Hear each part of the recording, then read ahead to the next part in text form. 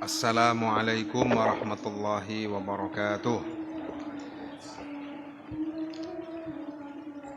Li ijabati du'a wa daf'il bala wa niyati syifa bijahi sayyidina wa habibina Muhammad al-Mustafa wa alihi wa ashabihi ahli sidqi wal ma'ali wal wafa al-Fatiha. A'udzu billahi minasy syaithanir rajim. Bismillahirrahmanirrahim. Alhamdulillahi rabbil alamin arrahmanir rahim maliki yaumiddin iyyaka na'budu wa iyyaka nasta'in ihdinas siratal mustaqim siratal ladzina an'amta 'alaihim ghairil maghdubi 'alaihim waladdallin rabbi ighfirli wa liwalidayya walil mu'minina amin. Bismillahirrahmanirrahim. Alhamdulillahi rabbil alamin. Wa afdhalus salati wa atammu taslim ala sayyidina wa habibina Muhammad sallallahu alaihi wasallam wa ala alihi wa ashabihi at-tayyibin at-tahirin. Amma ba'du. Para kiai, para sepuh, bini sepuh kasepuhan sedaya ingkang mulyaken, para bapak, ibu, adik-adik ingkang kawula mahabbahi, alhamdulillah saged nerasaken malih ngaos kitab Al-Arba'in An-Nawawiyah, kitab ingkang dipun anggit dening Al-Hafidz An-Nawawi. Mudah-mudahan kelawan barokahipun beliau, barokahipun ilmunipun panjen beliau, barokahipun para ulama, mudah-mudahan kula panjenengan dipun dadosaken tiyang ingkang dipun mulyakaken dening Allah taala teng dunya lan teng akhiratipun. Bismillahirrahmanirrahim. Thumma minal ulama'i man jama'a al-arba'ina fi usuliddin. Thumma minal ulama'i man jama'a al-arba'ina fi usuliddin. Kemudian di antara para ulama ada yang mengumpulkan, menjadikan dalam satu kitab 40 hadis, menjadikan 40 hadis dalam satu kitab, di mana hadisnya itu fi usuliddin, khusus menerangkan tentang umuril aqaid, tentang akidah. Wa ba'duhum fil furu', dan sebagian yang lain mereka mengumpulkan 40 hadis fil furu'i yang berhubungan dengan al-ahkam asy-syar'iyyah, yang berhubungan dengan hukum-hukum syarak, yakni maksudnya adalah hukum fikih, yakni hukum-hukum yang berhubungan dengan amal. Kalau tadi berhubungan dengan akidah, ini berhubungan dengan amaliyah. Wa ba'duhum fil jihadi, ada juga ulama yang mengarang kitab Al-Arba'in, mengumpulkan 40 hadis dalam satu kitab yang khusus menjelaskan tentang al-jihad. Jihad itu artinya al-qital al-masyru' difa'an anid-din. Jadi peperangan yang disyariatkan oleh Allah Ta'ala, difa'an anid-din, yang disyariatkan untuk menjaga agama, untuk menjadikan agama ini terjaga, itu namanya jihad. Wa ba'duhum fi zuhdi, ada sebagian ulama lain yang menyusun kitab Al-Arba'in itu dalam hal zuhud. Zuhud itu artinya apa? Qillatur raghbati fid dunya. Qillatur raghbati fid dunya. Menyedikitkan ketergantungan hati terhadap dunia. Jadi qillatur raghbati fid dunya. Jadi sedikitnya ketergantungan atau kecenderungan hati akan perkara dunia, itu namanya zuhud. Wa ba'duhum fil adab, ada sebagian lagi yang menyusun kitab Al-Arba'in dalam adab. Adab itu artinya husnul ahwal wal akhlak, yang menjelaskan tentang pekerti-pekerti yang baik, pekerti-pekerti yang bersesuaian dengan syariat. Wa ba'duhum fil khutabi, sebagian ulama menyusun kitab Al-Arba'in fil khutabi. Al-khutab jam'u khutbatin, menyusun khutbah-khutbahnya Rasulullah sallallahu alaihi wasallam.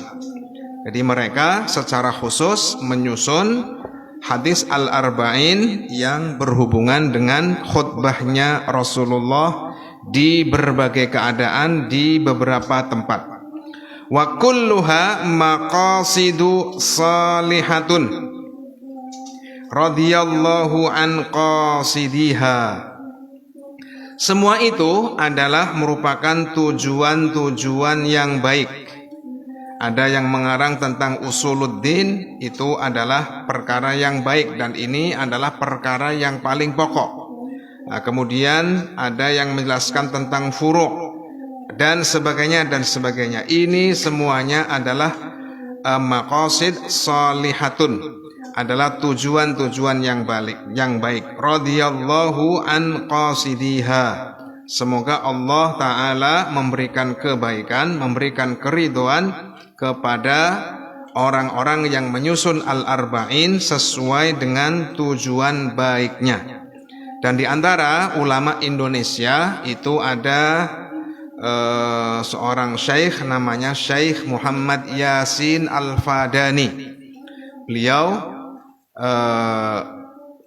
merupakan putra dari Syekh Aisyah Al-Fadani. Nah, beliau memang lahir di Mekah, juga meninggal di Mekah, namun beliau itu keturunan dari orang Indonesia. Beliau mengarang kitab namanya Al-Arba'un Al-Buldaniyah. Al-Arba'un Al-Buldaniyah. Jadi beliau menyusun kitab hadis yang berjumlah 40 dan menjelaskan syekh tertentu dari negara tertentu. Nah, semacam itu. Dan alhamdulillah saya sudah pernah mengaji kitab itu, dan insya Allah mudah-mudahan kita suatu saat mengaji kitab itu. Jadi Al-Arba'un Al-Buldaniyah, ya, dikarang oleh Syekh Yasin Al-Fadani. Jadi banyak kitab Al-Arba'in itu atau ulama itu mempunyai banyak kitab. Ya, saya sendiri itu kitabnya itu ada 132 kitab Al-Arba'in. Nah, tapi yang paling masyhur, yang paling dikenal oleh masyarakat kita di pesantren khususnya, itu adalah Al-Arba'in An-Nawawiyah. Wa qad ra'aitu jam'a arba'ina ahamma min hadza kullihi.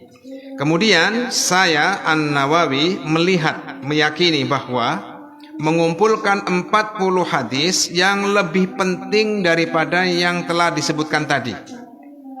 Jadi ada yang menjelaskan tentang usuluddin, ada yang menjelaskan furu', tapi beliau An-Nawawi menyebutkan saya mengumpulkan 40 kitab hadis yang lebih penting dibandingkan dengan yang telah ada.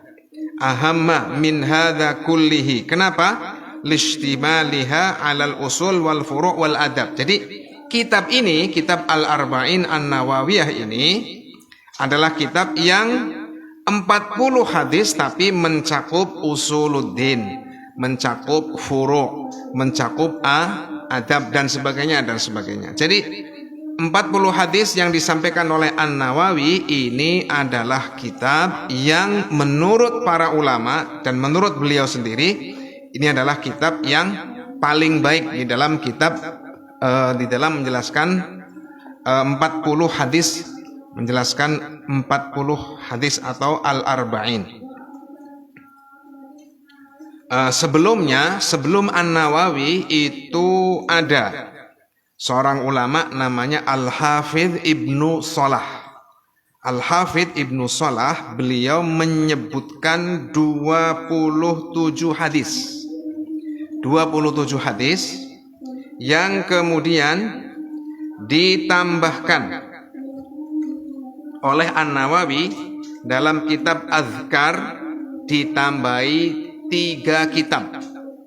Dalam kitab Al-Azkar An-Nawawi 27 kitab yang disebutkan oleh Al-Imam Ibnu Shalah, Al-Hafidh Ibnu Shalah itu kemudian ditambahi 3 oleh An-Nawawi. Kemudian dalam kitab Al-Azkar An-Nawawi ini, dalam kitab Al-Arba'in An-Nawawiyah ini kemudian ditambahi 12 kitab, 12 hadis, sehingga jumlahnya ada 42. Jadi kitab ini sebenarnya itu dulu disusun pertama kali oleh Al-Hafidh Ibnu Shalah, akan tetapi jumlahnya hanya 27. Kemudian dilengkapi oleh An-Nawawi dalam kitab Azkar menjadi 30, kemudian ditambah 12 hadis sehingga jumlahnya menjadi 42. Ya, yang namanya ulama seperti ini, ya, saling mendukung antara yang satu dengan yang lain. Jika memang baik, maka mereka itu pasti akan saling mendukung antara satu dengan yang lain, semacam itu. Wahya arba'una haditsan mustamilatun ala jami'i dzalik. An-Nawawi beliau menyebutkan kitab ini adalah 40 hadis yang mencakup seluruhnya, ya, mencakup tentang usuluddin, mencakup tentang furu', mencakup tentang yang lainnya. Wa kullu haditsin minha qaidatun 'azimatun min qawaididdin.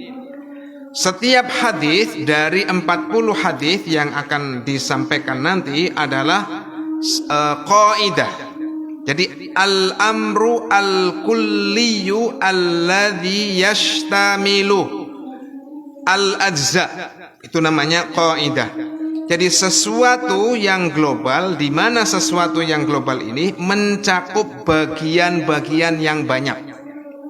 Jadi qaidah itu artinya sesuatu yang kulli, sesuatu yang kandungannya menyeluruh, di mana kandungan yang menyeluruh ini mencakup berbagai masalah yang menjadi cakupannya qaidah tadi.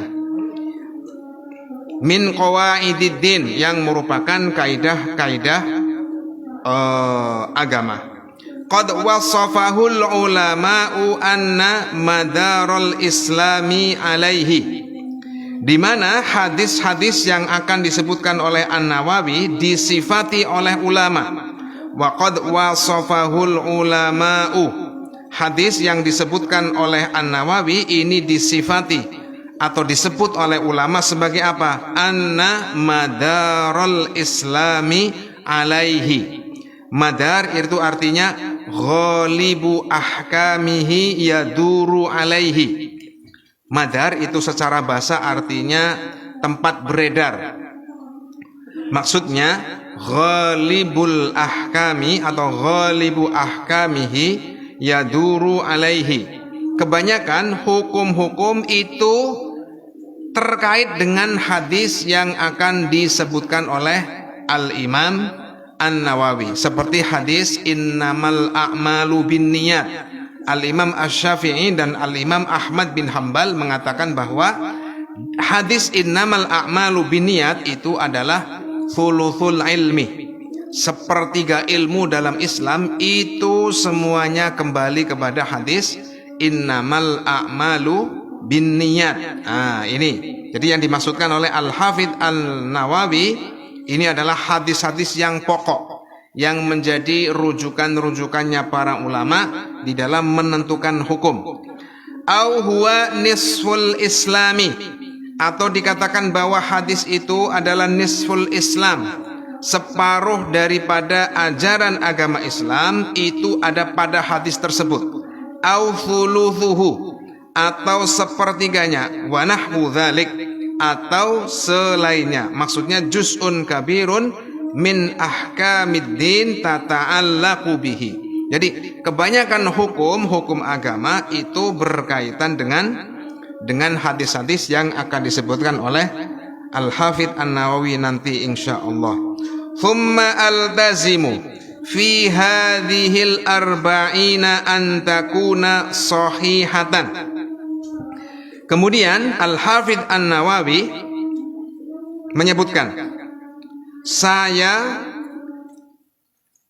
menjamin atau altazimu, saya itu berusaha sekuat mungkin, maksudnya menjamin dalam hadis-hadis yang jumlahnya 40 ini antakuna sahihatan, hadisnya adalah sahihah au hasanan. Sahihah di sini maksudnya juga mencakup hadis yang hasan, tidak murni hadis yang sahihah, tapi maksudnya al-hasan. Sebab dalam ulama mempunyai kaidah al-hasanu akhus sahih. Kaidahnya ulama bisa dicatat, al-hasanu akhus sahihi. Hadis hasan itu adalah seperti hadis sahih. Dalam hal apa? Di dalam hal bisa digunakan sebagai dalil dalam urusan tertentu. Al-hasanu akhus sahihi. Hadis hasan itu laksana hadis sahih, di dalam hal dapat dijadikan sebagai dalil di dalam permasalahan tertentu. Wa mu'dhamuha fi sahihayil Bukhari wa Muslimin. Dan kebanyakan hadis sahih atau hasan yang ada pada kitab Al-Arba'in ini terdapat dalam kitab Sahih Bukhari dan Sahih Muslim. Kalau diteliti jumlahnya ada 29. Ada yang disepakati oleh Bukhari Muslim sebagai hadis yang sahih, ada yang dikatakan sahih oleh Al-Bukhari saja, ada yang dikatakan sahih oleh Imam Muslim saja. Tapi inti daripada kebanyakan dari hadis Al-Arba'in ini itu beliau cantumkan, beliau ambilkan dari dua kitab sahih, yakni Sahih Al-Bukhari dan Sahih Muslim. Jumlahnya ada 29 hadis. Rahimahumallahu ta'ala. Wa adhkuruha mahdhufatal asanid. Kemudian sanadnya tidak disebutkan, tidak dicantumkan oleh Al-Hafidz An-Nawawi. Misalkan Al-Bukhari meriwayatkan dari fulan, fulan meriwayatkan dari fulan, fulan dari fulan, sampai dengan sahabat Umar bin Khattab, sahabat Umar dari Nabi. Tidak dicantumkan semuanya. Sanadnya itu tidak disebutkan oleh Al-Hafidz An-Nawawi. Jadi beliau hanya menyebutkan matan dan ujung sanadnya. Wa adhkuruha mahdhufatal asanid. Sanadnya itu disisihkan, ya, tidak dicantumkan oleh Al-Hafidz An-Nawawi. Tujuannya apa? Liyashula hifdhuha alal awami, agar mudah dihafal, agar mudah dinakal oleh orang-orang awam. Wa ya'ummal intifa'u biha lil khasi wal ami, dan agar kemanfaatan kitab Al-Arba'in An-Nawawi ini lebih merambah, lebih luas cakupan manfaatnya insyaallahu taala. Thumma usbi'uha bibabin fi dhabti khafiyyi al-fadhiha. Kemudian setelah menyebutkan Al-Arba'in An-Nawawiyah, beliau menyebutkan secara khusus tentang dhabt. Dhabt itu makna yang samar dari lafaz-lafaz yang gharib, yang maknanya muskil, lafaz-lafaz yang tidak jelas maknanya, itu dijelaskan oleh An-Nawawi dalam akhir kitab Al-Arba'in nanti. Ya, tapi di sini di kitab panjenengan itu tidak dicantumkan. Ya. Tapi ada sebenarnya. Jadi bukan bagian dari kitab Al-Arba'in An-Nawawiyah, tapi halul alfad semacam itu, semacam penjelasan makna-makna lafaz yang maknanya sulit, yang maknanya itu jarang diketahui. Wa yambaghi likulli raghibin fil akhirati ay ya'rifa hadhil ahadits. Dan sebaiknya setiap orang yang hatinya itu ingin dia itu mencapai jalan keselamatan di akhirat. Kullu insanin ma'ilin fi qalbihi fi sulukit tariqil munji fil akhirah. Bagi orang yang ingin mendapatkan keselamatan, bagi orang yang meniti jalan yang selamat, orang yang ingin meniti jalan yang selamat, yang menyelamatkan dia di akhirat nanti, hendaknya bagaimana? Hendaknya ayya'rifa hadhil ahadits. Hendaknya dia mengetahui hadis-hadis yang terdapat dalam kitab Al-Arba'in ini, baik lafaz dan maknanya. Nah, sebab untuk mengetahui makna itu kita harus mengetahui lafadznya. Dan lafadz ini mengandung berbagai makna, tapi yang dikehendaki oleh Nabi itu maknanya adalah apa? Ini harus diketahui. Jadi menurut An-Nawawi, Al-Hafidh An-Nawawi ini, beliau menyebutkan bagi orang yang menginginkan keselamatan di akhirat, hendaknya dia memahami, ya, hendaknya dia mengerti, memahami lafaz-lafaz hadis 40 ini dan makna-makna hadis 40 ini. Hendaknya seperti itu. Limashtamalat alaihi minal muhimmat. Kenapa? Karena di dalam hadis arba'in ini terdapat uraian-uraian yang penting, minal muhimmat.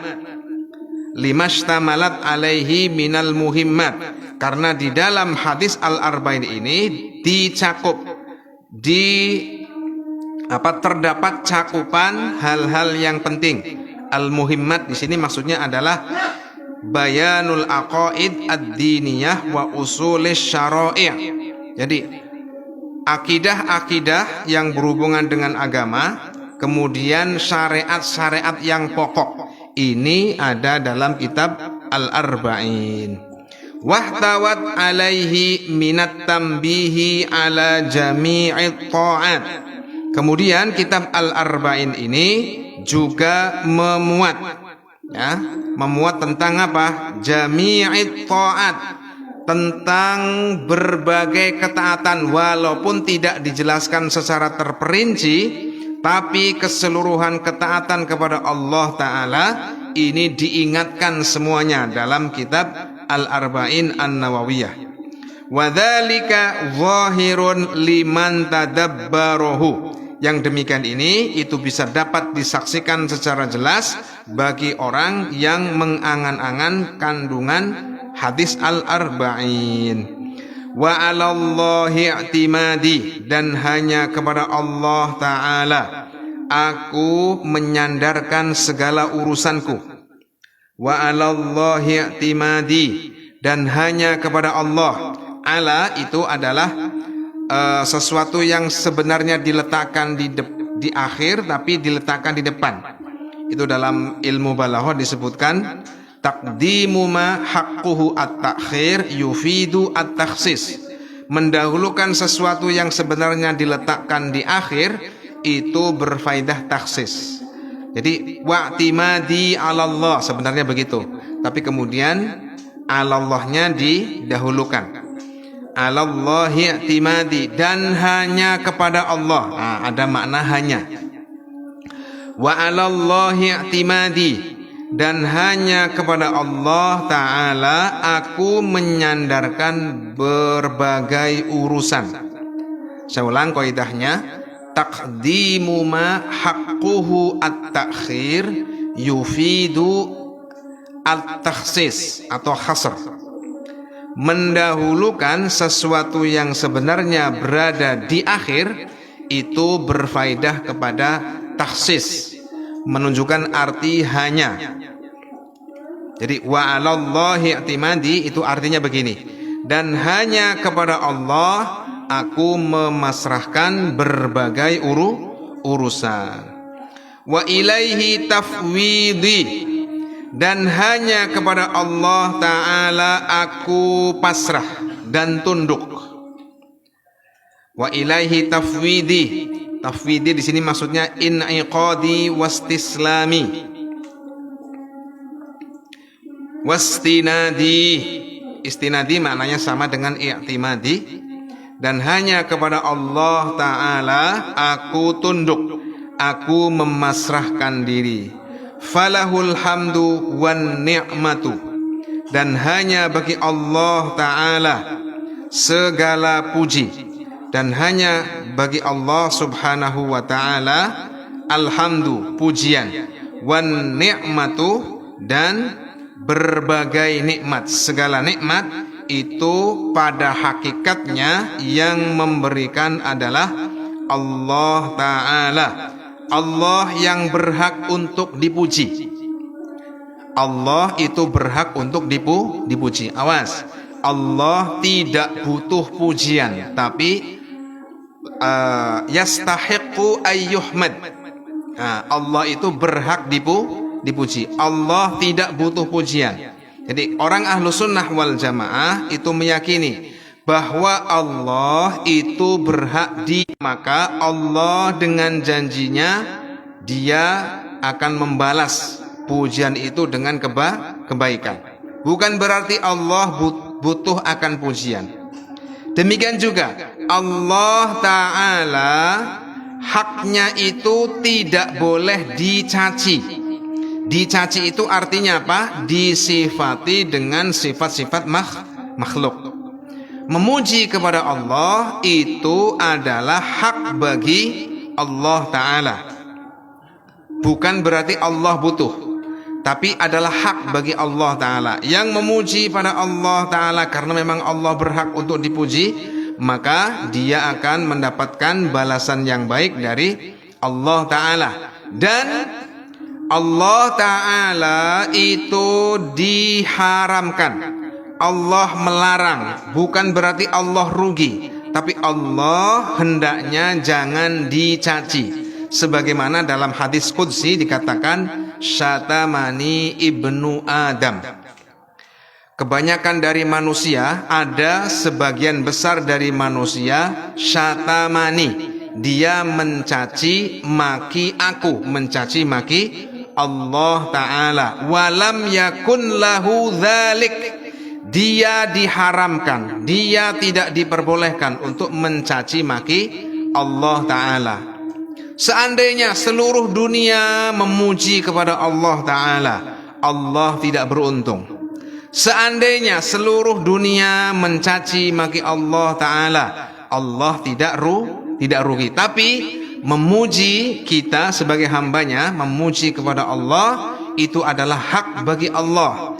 Dan mencaci Allah Ta'ala itu adalah larangan Allah bagi hamba-hambanya. Bukan berarti Allah rugi apabila dicaci. Nah, jadi hukumnya haram mencaci maki Allah dan bisa menjadikan keluar dari Islam. Mensifati Allah dengan sifat yang tidak layak bagi Allah, yakni mensifati Allah dengan sifat makhluknya, ini adalah bentuk cacian yang hukumnya haram dan dapat mengeluarkan seseorang dari Islam. Wal'iyadzu billah.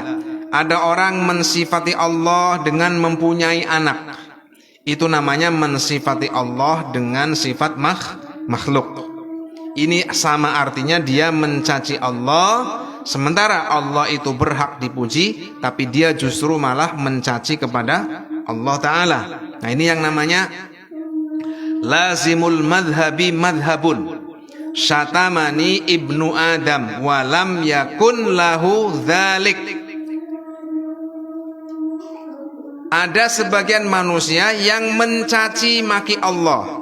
Nah, ulama sebagaimana Ibnu Hajar Al-Asqalani, beliau menyebutkan yang dimaksud dengan mencaci maki Allah itu apa sih? Mensifati Allah dengan sifat makhluk. Itu namanya mencaci maki Allah. Walaupun dia tidak bermaksud mencaci maki Allah, tapi dia sudah mensifati Allah dengan sifat-sifatnya makhluk, maka itu adalah bentuk cacian kepada Allah Ta'ala yang bisa menjadikan seseorang keluar dari Islam, yang qaidahnya disebutkan lazimul madhabi madhabun. Konsekuensi yang jelas dari suatu pemahaman itu adalah madhab itu sendiri. Contoh, ada orang mengatakan Allah mempunyai anak, walaupun dia maksudnya Allah itu tidak punya anak, tapi maksudnya adalah hamba yang disayang. Mengatakan Allah mempunyai anak, walaupun maksudnya adalah hamba yang disayang oleh Allah Ta'ala, itu sudah merupakan bentuk cacian kepada Allah Ta'ala yang bisa menjadikan seseorang itu keluar dari Islam atau bukan terkategori sebagai orang Islam. Jadi contoh ya tadi, kebanyakan orang Nasrani ya menganggap bahwa yang dimaksud dengan anak itu bukan berarti anak betulan, tapi maksudnya adalah yang disayangi oleh Allah Ta'ala. Mengatakan demikian, walam yakun lahu dzalik, tidak diperkenankan oleh Allah Ta'ala. Wa amma syatmuhu iyaya fa qauluhu ittakhadallahu walada. Jadi cacian makinya orang sebagian umat manusia kepada Allah Ta'ala adalah apa? Mengatakan bahwa Allah mempunyai anak, walaupun mereka tidak meyakini bahwa Allah punya anak, tapi mengatakan Allah punya anak dalam arti hamba yang disayangi oleh Allah, ini tetap walam yakun lahu dzalik, tetap diperkenankan dalam arti dapat menyebabkan keluar dari Islam. Mengatakan Allah punya anak walaupun tidak berkeyakinan Allah punya anak, hanya mengatakan saja, ini sudah tetap menjadikan keluar dari Islam. Yang qaidahnya dalam menurut ulama disebutkan lazimul madhabi madhabun idza kana lazimu bayyinan. Konsekuensi dari suatu madhab adalah madhab itu sendiri. Konsekuensi dari suatu pemahaman itu adalah pemahaman itu sendiri. Konsekuensi mengatakan bahwa Allah mempunyai anak walaupun meyakini Allah tidak punya anak, itu adalah mengatakan Allah punya anak itu sendiri. Maksudnya seperti itu.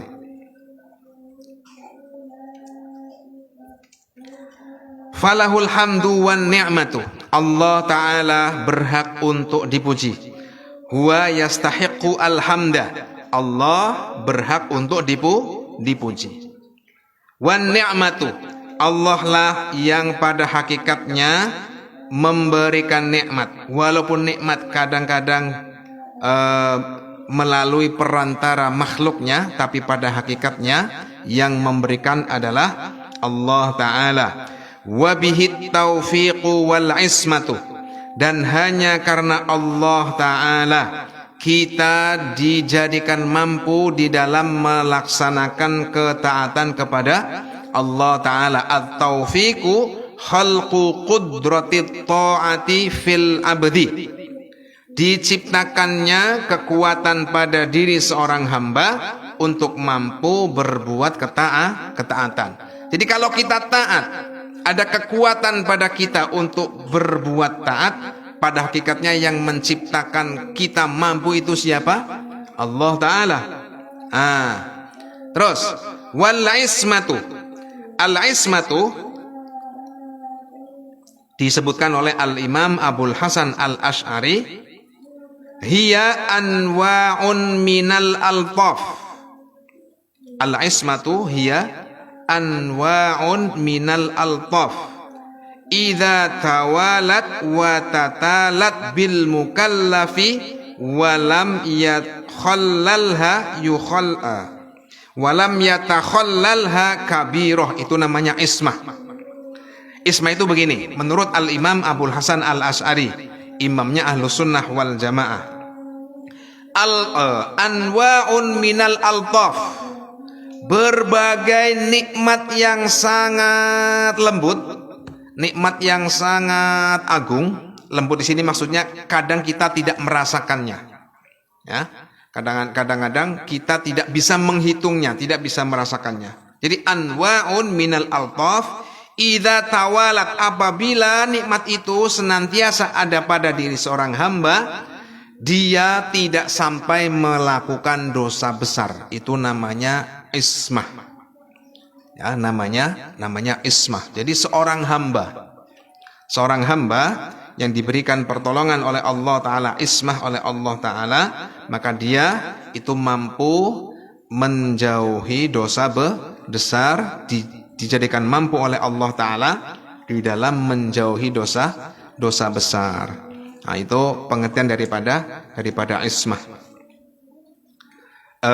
Sayyiduna Muhammad sallallahu alaihi wasallam bersabda, "Man syahida, barang siapa bersyahadat dengan syahadah yang khosoh, maka faidahnya insyaallah dia dimudahkan menjauhi dosa-dosa besar, dan meninggalnya insyaallah dalam keadaan keimanan yang baik, Syahadat khosoh itu asyhadu an la ilaha illallah wahdahu la syarikalah wa anna muhammadan abduhu wa rasuluh wa anna Isa abdullahi wa rasuluh wa kalimatuhu alqaha ila Maryama wa ruhum minhu wal jannata haqqu wan naru haqq." Ini namanya syahadah khosoh. Syahadat yang bisa dijadikan bukti bahwa dia adalah orang Islam, tapi sekaligus ada khasiatnya, ada khususiyahnya, khasiatnya. Apa? Orang yang rutin membaca syahadat khosoh ini, insya Allah dia dijauhkan dari dosa-dosa yang besar, dia dimudahkan untuk melakukan amal yang baik, dan pada saat meninggalnya dia dosanya diampuni oleh Allah Ta'ala. Amin ya Rabbal Alamin. Itu adalah syahadah khosoh. Jadi saya ulang, asyhadu an la ilaha illallah wahdahu la syarikalah wa anna muhammadan abduhu wa rasuluh wa anna Isa abdullahi wa rasuluh wa kalimatuhu alqaha ila Maryama wa ruhum minhu wal jannata haqqu wan naru haqq. Ini syahadah khosoh diriwayatkan oleh Al-Imam At-Tirmidzi. Barang siapa membaca rutin syahadah ini, insya Allah dimudahkan di dalam menjauhi apa yang dilarang oleh Allah Ta'ala, dijauhkan dari dosa-dosa besar, sehingga dia meninggalnya dalam keadaan yang ditaubati oleh Allah Ta'ala. Ya, kita berlanjut kepada hadis yang pertama. Bismillahirrahmanirrahim. Al-hadithul awwalu an amiril mu'minin. Hadis yang pertama, sanad ujungnya itu pada Amiril Mukminin. Amiril Mukminin adalah gelar bagi Khalifah Ar-Rasyidun, Al-Khulafa Ar-Rasyidun, dan orang yang pertama kali mendapat gelar Amiril Mukminin itu adalah Sayyiduna Umar. Beliau adalah orang yang pertama kali mendapatkan gelar Amirul Mukminin. Abi Hafsin, ini adalah kunyahnya, ya, kunyahnya beliau. Bernama asli Umar bin Khattabi. Bernama asli Umar, beliau adalah Ibnil Khattab, putra dari Al-Khattab. Beliau berasal dari kabilah Quraisy, dari Bani Adawi. Beliau meninggal dalam keadaan syahid pada tahun 24 Hijriyah di Madinah. Umurnya 63 tahun.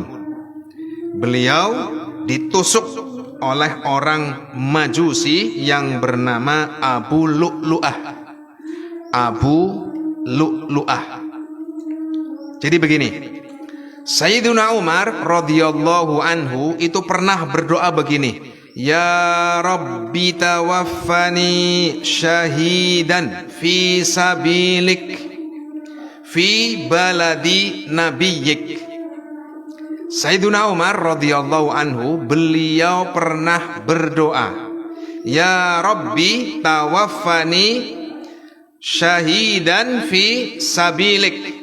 Ya Allah, Tuhanku, jadikanlah aku orang yang meninggalnya dalam keadaan syahid fi sabilik, di dalam meluhurkan agamamu, di dalam meninggikan kalimat la ilaha illallah Muhammadur Rasulullah. Tidak cuma itu saja, fi baladi nabiyyik, tapi meninggalnya dalam keadaan di negeri nabimu, yakni Madinah. Maksudnya adalah Al-Madinah.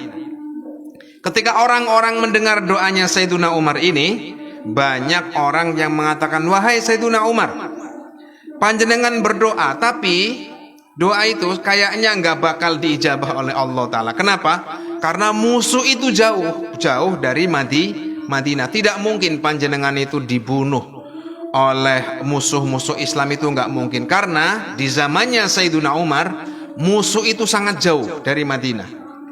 Nah, tapi Sayyiduna Umar mengatakan, Allahu qadirun ala ma yasha. Allah Ta'ala maha kuasa atas apa yang menjadi kehendaknya. Jika memang menjadi kehendak Allah, itu pasti mudah, pasti Allah kuasa untuk melakukannya. Nah, ternyata beliau itu meninggalnya dalam keadaan ditusuk oleh seorang majusi yang bernama Abu Lu'lu'ah ketika beliau sedang sholat subuh.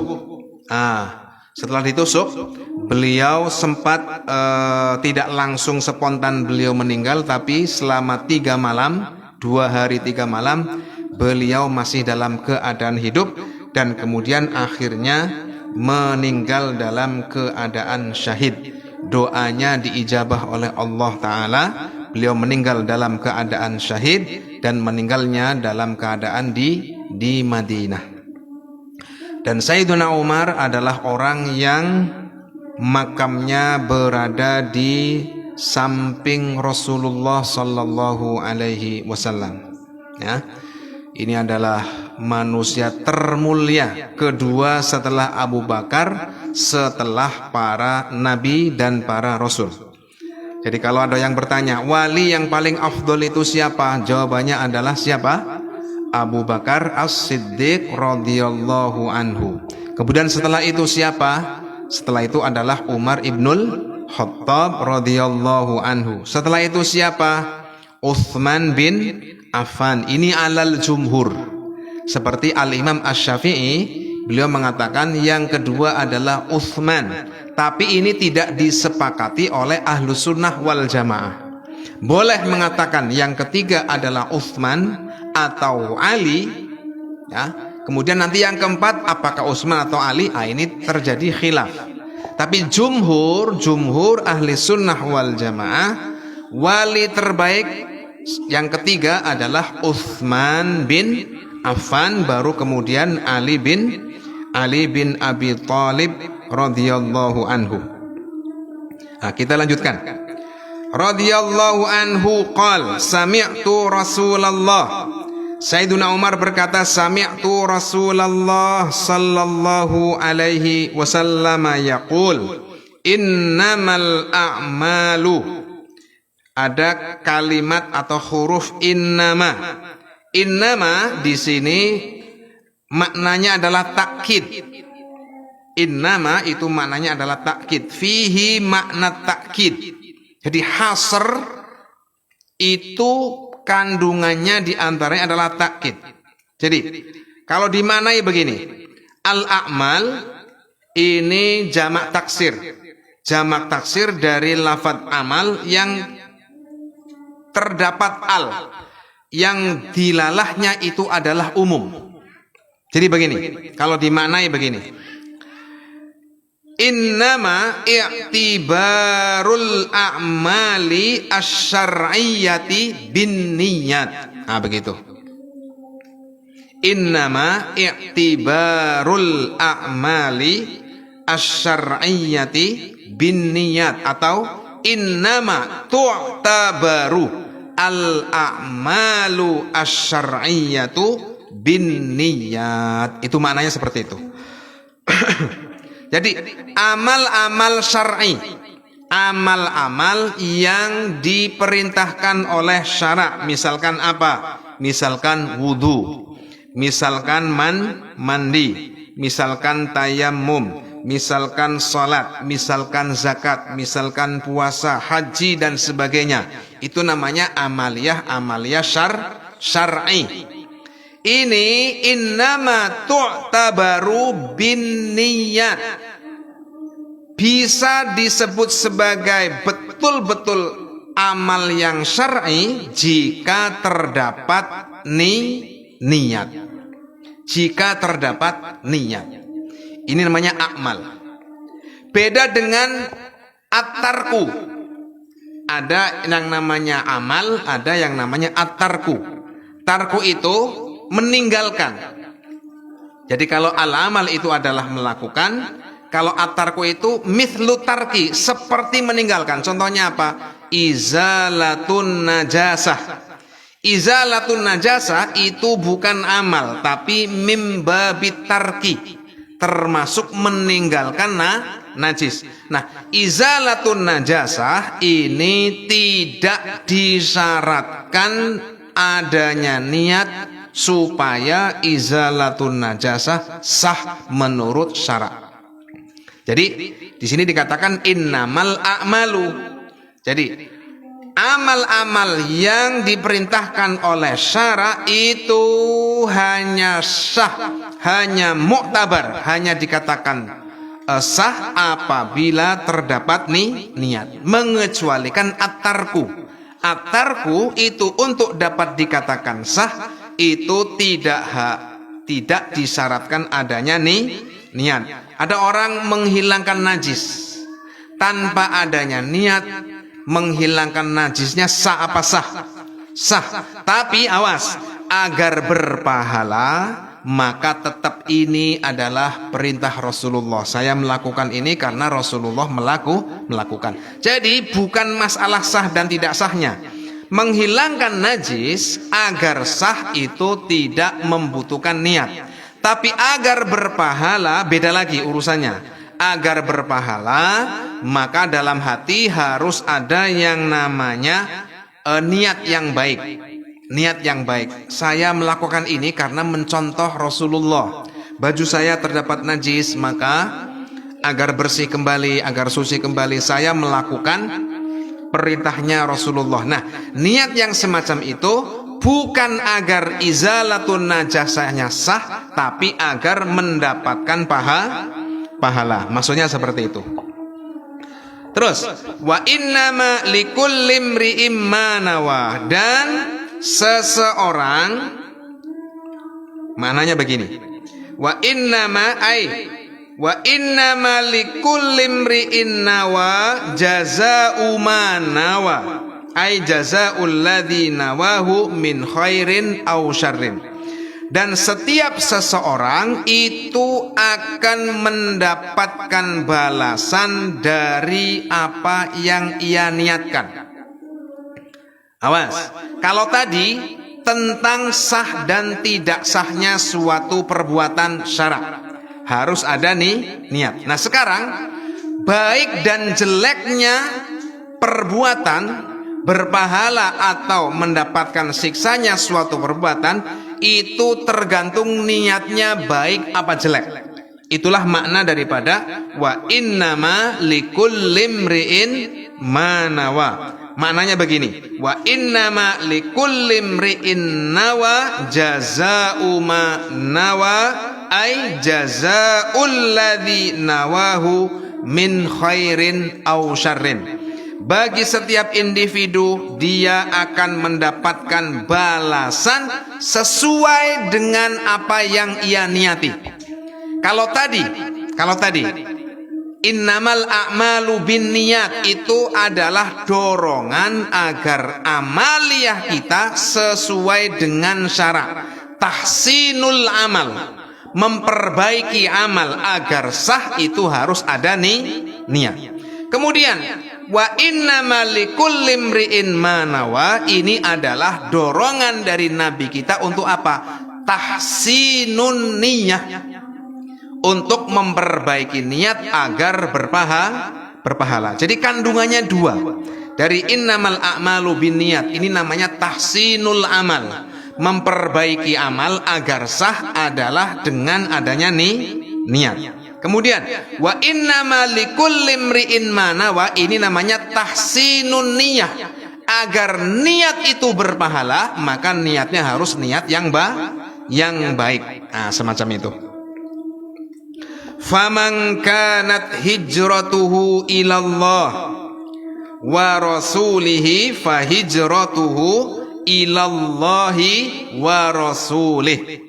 Barang siapa berhijrah, awas, yang namanya hijrah itu dulu ada masa di mana hijrah dari Mekah menuju ke Madinah ini hukumnya wajib bagi yang mampu. Bagi yang mampu itu pernah mengalami masa di mana umat Islam waktu itu wajib hijrah dari Mekah menuju ke Madinah. Nah sekarang Nabi itu adalah orang yang berbelas kasihan kepada umatnya. Jangan sampai meninggalkan keluarga, jangan sampai meninggalkan harta benda yang ada di Mekah, jangan sampai meninggalkan orang-orang yang dicintai yang ada di Mekah menuju ke Madinah tapi tidak mendapatkan apa-apa. Maka Rasulullah mengingatkan, faman kanat hijratuhu ilallahi wa rasulihi, barang siapa hijrahnya, awas, fi talabi ridallah wa ta'ati rasulihi, maknanya begitu. Barang siapa hijrahnya ilallah ay fi talabi ridallah wa rasulihi wa fi ta'ati rasulihi, barang siapa hijrahnya itu karena ingin mendapatkan apa yang Allah ridhoi dan karena mentaati kepada Rasulnya, fahijratuhu ilallahi wa rasulihi, maka hijrahnya dia ilallah di sini maknanya lit ta'zim. Awas, lit ta'zim seperti dalam ungkapan Sayyiduna Ibrahim, inni dzahibun ila rabbi, aku menuju ke tempat, dari Irak menuju ke Syam. Nabi Ibrahim alaihi salam ketika ditanya sama perampok itu, akan kemana panjenengan? Sayyiduna Ibrahim mengatakan, inni dzahibun ila rabbi. Itu mananya apa? Aku menuju ke tempat yang dimuliakan, yang diberkahi oleh Allah Tuhanku, yakni Palestina, Syam. Nah, semacam ini, fahijratuhu ilallah, itu bukan berarti, awas, Allah ada di Madinah. Ini kan perintahnya hijrah dari mana? Dari Mekah menuju ke Madinah. Barang siapa hijrahnya karena ingin mendapatkan ridho dari Allah, karena ketaatan kepada Rasulullah, fahijratuhu ilallahi wa rasulihi, maka hijrahnya dia itu betul-betul hijrah karena menuruti perintah Allah dan karena mentaati perintah Rasulullah sallallahu alaihi wasallam. Jadi Madinah adalah tempat yang diagungkan oleh Allah, Madinah adalah tempat yang diberkahi oleh Allah Ta'ala, maka disebut ilallah wa rasulihi. Barang siapa hijrahnya karena ingin mendapatkan ridho dari Allah, karena ketaatan kepada Rasulnya, maka hijrahnya dia berarti dia akan diberi pahala oleh Allah Ta'ala, dia akan diridhoi oleh Allah Ta'ala, dan dia nanti kelak akan bersama dengan Rasulullah sallallahu alaihi wasallam di surganya. Amin ya rabbal alamin. Nah, kemudian wa man kanat hijratuhu lidunya, sedangkan orang yang hijrahnya niyatan wa qasdan, niat dan tujuannya lidunya, karena harta dunia, karena selain akhirat. Yusibuha ayyuhassiluha, yusibuha ayyuhassiluha, karena urusan dunia yang hendak ia capai, yang hendak ia dapatkan. Awim ro'atin yang kihuha, atau karena perempuan yang kihuha. Dalam riwayat yang lain yuzawwijuha, sama saja. Awim ro'atin yang kihuha, atau karena perempuan yang hendak ia nikahi. Fahijratuhu ila ma hajara ilaih, maka hijrahnya tidak mendapatkan pahala apa-apa di akhirat nanti, dia hanya mendapatkan urusan dunianya saja. Awas, bukan berarti dosa. Orang yang melakukan sesuatu karena urusan dunia kelihatannya berupa hijrah ke Madinah, tapi tujuannya adalah apa? Ingin berdagang misalkan. Di sana ingin berdagang. Di Mekah saya dagangnya laris, nanti kalau di Madinah saya juga mungkin dagangnya laris. Nah, maka orang yang semacam ini hijrahnya, maka hijrahnya tidak mendapatkan pahala. Dia hanya mendapatkan apa yang ia niati, artinya hanya merupakan harta dunia yang ia dapatkan, tapi bukan berarti dosa, tapi tercela. Menurut syara ini tercela, tapi bukan berarti dosa. Atau awim ro'atin yang kihuha, atau karena ingin mendapatkan perempuan yang ingin dia nikahi. Ada seorang perempuan namanya dikenal dengan nama Ummu Qais. Ada perempuan namanya Ummu Qais. Nama aslinya Qailah, Qaf ya lam ta marbutoh. Ada perempuan dikenal dengan sebutan Ummu Qais. Nama aslinya Qailah. Nah, ini ada seorang laki-laki. Ada orang laki-laki yang ketika di Mekah sudah melamar Ummu Qais. Ummu Qais ini sudah dilamar oleh sahabat ini. Kemudian si perempuan ini mengatakan begini, saya tidak mau dinikah kecuali panjenengan ketika saya hijrah juga panjenengan hijrah. Menurut At-Tabarani yang disebutkan dalam kitab Fathul Bari, disebutkan bahwa laki-laki ini kemudian menuruti perempuan ini untuk hijrah demi menikahi si perempuan ini. Nah, yang semacam ini bukan berarti haram, tapi kelak di akhirat tidak mendapatkan apa-apa. Beda dengan riya. Riya itu lawan daripada ikhlas. Kalau ikhlas itu di dalam amal itu tidak ingin dipuji, tidak ingin diagungkan, tidak ingin namanya terkenal dan sebagainya. Itu namanya ikhlas. Nah, kalau ingin dipuji oleh orang lain, kalau ingin dihormati karena melakukan sesuatu, ingin dihormati, ingin dipanggil sebagai tokoh tertentu dan sebagainya.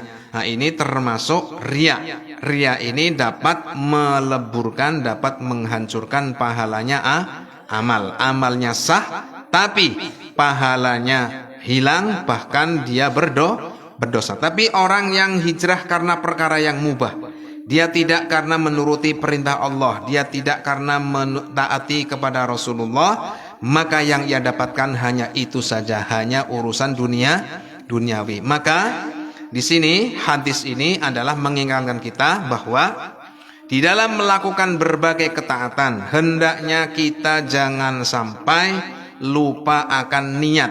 Yang namanya niat itu tidak harus dalam hati nawaitu, tidak demikian. Contoh misalkan ini adalah perbuatan yang dicontohkan Rasul, saya ingin mencontoh Rasul. Nah, itu sudah dikatakan niat yang baik. Saya ingin mendapatkan pahala yang agung dari Allah. Nah, itu namanya ada niat. Misalkan nyapu rumah mencuci pakaian, bagi perempuan misalkan masak dan sebagainya. Di dalam hati itu ada hati begini. Ini adalah sesuatu yang baik yang dicontohkan misalkan oleh Fatimah, yang diperintahkan oleh Rasulullah. Saya ingin meniru mereka. Itu namanya niat yang baik. Kalau sudah ada niat semacam ini, baru ada yang namanya pahala. Nah, kalau nanti dicampur, pengen dipanggil sebagai anak yang solihah, ingin dipanggil sebagai anak yang rajin, ini namanya ria. Nah, kalau ria itu nanti amalnya ini tidak berpahala, bahkan berdosa. Tapi kalau nggak ada niat apa-apa, pokoknya masak. Biasanya wong puasa ya masak, nggak ada apa-apa, pokoknya masak. Nggak ada misalkan ini adalah amal yang baik, saya melakukan ini di puasa agar dapat pahala dan sebagainya. Nggak ada niat seperti itu, maka ya dapatnya itu saja, makanan yang enak dan sebagainya.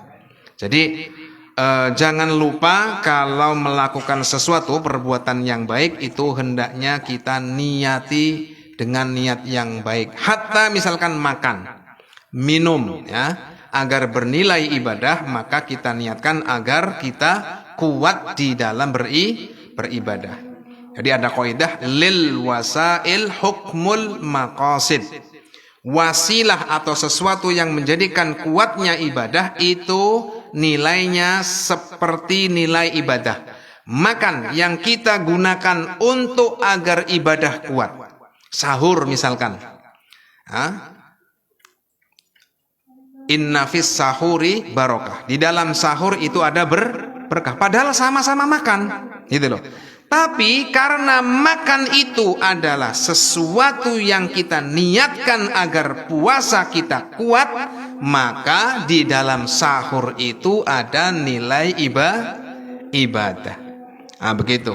Jadi Rasulullah bersabda, Inna fis sahuri barokah. Di dalam sahur itu ada keberkahan. Walaupun air 1 teguk, walaupun nasi 1 kepal misalkan, tapi karena meniru Rasulullah, saya meniru Rasulullah di dalam bersahur, itu nanti akan bernilai ibadah ya, semacam itu. Jadi kaidahnya lil wasail hukmul maqasid. Sesuatu yang bukan bernilai ibadah, dia hanya merupakan adat, merupakan sesuatu yang mubah. Jika diniati untuk taqawi alal ibadah, maka bernilai sebagaimana ibadah. Rawahu Imam al-Muhadditsina Abu Abdullah Muhammad bin Ismailah ibni Ibrahim ibnil Mughirati ibni Bardisbah Al-Bukhari. Imam Al-Bukhari, beliau tidak mencantumkan hadisnya dalam Sahih Al-Bukhari kecuali beliau telah melakukan sholat sunnah 2 rakaat. Beliau itu hafalannya lebih dari 700.000 hadis. Hafalannya itu lebih dari 700.000 hadis. Tapi yang beliau cantumkan dalam Sahih Bukhari hanya beberapa ribu saja.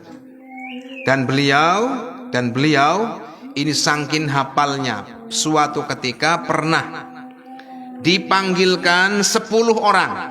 10 orang. 1, 2, 3, 10 orang. Masing-masing dari 10 orang ini menyebutkan 10 hadis yang sanadnya diputar balik. Masing-masing dari sanadnya itu diputar balik. Berarti kalau 10 kali 10 berapa? 100 hadis, tapi sanadnya diputar balik. Kalau ada orang 10 menyebutkan hadis, menyebutkan begini, tapi sanadnya sudah diputar balik ya. Kemudian ditanya Al-Bukhari, Al-Bukhari, Anda tahu hadis tadi? Tidak. Nanti yang kedua, menyebutkan 10 hadis, qala Rasulullah, sampai 10 hadis. Sanadnya itu diputar balik. Terus nanti bertanya, apakah panjenengan Al-Bukhari mengetahui hadis ini? Tidak. Sampai 10 orang. Sanadnya diputar balik. Lah kemudian, kenapa kamu tidak mengetahui wahai Al-Bukhari? Yang saya ketahui hadisnya begini. Kamu yang salah tadi disebutkan ulang. Masing-masing dari yang 10 berarti 100 hadis tadi, itu yang salah diulang. Panjenengan tadi menyebutkan begini. 10 yang salah disebutkan, yang benar itu begini. Panjenengan tadi menyebutkan begini, yang salah disebutkan ulang, yang benar begini. Yang panjenengan tadi menyebutkan begini, 10 yang salah, yang benar begini. Jadi 100 hadis yang salah dalam satu waktu, beliau bisa langsung hafal dan bisa langsung menyebutkan yang benar seperti apa. Itu Al-Imam Al-Bukhari. Masya Allah. Beliau ketika meninggal itu makam yang akan menjadi tempat meninggalnya itu berbau wangi. Daerah di dekat Samarkand sekarang itu berbau wangi, sehingga ditutup oleh raja waktu itu. Dikhawatirkan nanti orang akan mengkultuskan, ya, tidak mencari berkah tapi nanti mencarinya yang lain semacam itu. Imam Al-Bukhari.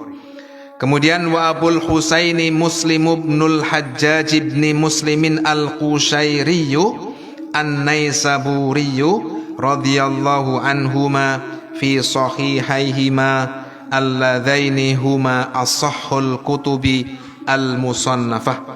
Kemudian hadis ini diriwayatkan juga oleh Imam Muslim. Imam Muslim ini adalah muridnya Al-Bukhari. Imam Muslim itu tidak mencantumkan hadis dalam Sahih Muslim kecuali telah disepakati oleh 4 ulama besar. Di antaranya Al-Imam Ahmad bin Hambal, Imam Al-Mahdi, kemudian dua lagi saya lupa namanya. Jadi Imam Muslim itu saking tawaduknya itu menyodorkan kepada Imam Ahmad bin Hambal, wahai Imam Ahmad bin Hambal, saya mengarang kitab ini. Apakah kitab ini sahih menurut panjenengan? Imam Ahmad bin Hambal itu hafal lebih dari 2 juta hadis. 2 juta hadis.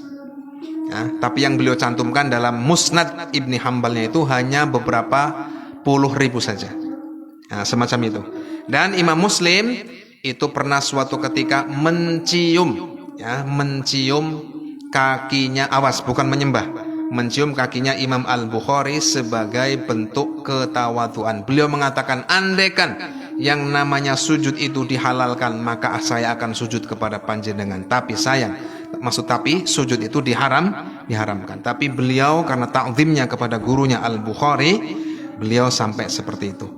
Mudah-mudahan hadis yang pertama ini dapat dipahami dengan baik, dan insya Allah kita lanjutkan hadis yang kedua di pertemuan besok di hari Jumat lillahi ta'ala.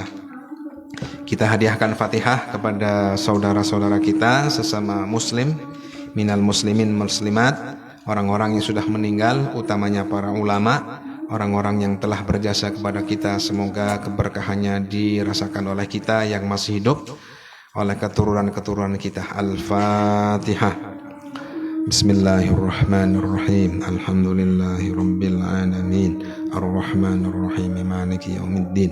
Iyyaka na'budu wa iyyaka nasta'in. Ihdinas siratal mustaqim. Siratal ladzina an'amta 'alaihim ghairil maghdubi 'alaihim waladdallin. Rabbi firli wa liwalidayya aminina amin. Wallahul muwaffiq ila aqwamit thoriq. Wassalamu alaikum warahmatullahi wabarakatuh.